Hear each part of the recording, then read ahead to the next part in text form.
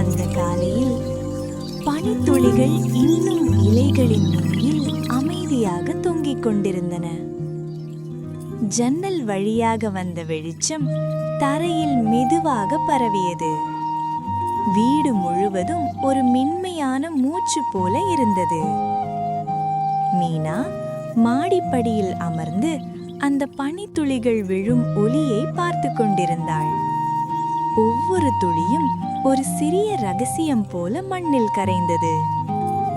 உள்ளே சமையலறையில் கத்தி மரப்பலகையில் தட்டும் மென்மையான ஒலி, சுடும் எண்ணெயின் சின்ன சினுங்கள், அவையெல்லாம் ஒரு அமைதியான இசை போல. காஃபி வைக்கட்டா? அம்மாவின் மெதுவான குரல். அந்த ஒரு கேள்வி காலையை இன்னும் வெப்பமாக மாற்றியது. கைகளில் காப்பி கிண்ணம், அதன் சூடு மெதுவாக பரவியது. வெளியே இலைகள் அசைந்தன, பனித்துளிகள் விழுந்தன. உலகமே மெதுவாக நகர்ந்தது. அப்பா மாடிப்படியை துடைத்தார். அந்த ஒலி அந்த காலையின் ரிதமோடு கலந்து போனது.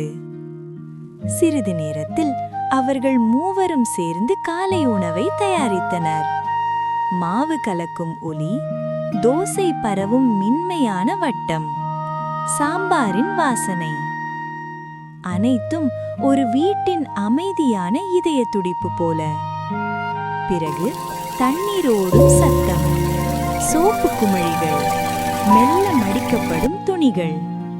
ஒவ்வொரு சிறிய செயலும் ஒரு நினைவாக மாறியது. வெளியில் மண்ணின் வாசனை, பூவின் மேல் இருந்த பனித்துளி ஒளியில் கரைந்தது. இதுதான் வீட்டோட சத்தம், அம்மாவின் சிரிப்பு. அந்த அமைதி ஒரு மென்மையான போர்வை போல அவர்களை சுற்றி கொண்டது. அந்த காலை அவசரமின்றி நகர்ந்தது. ஒவ்வொரு நொடியும் ஒரு நீண்ட மூச்சு போல. அமைதி, வெப்பம், வீடு.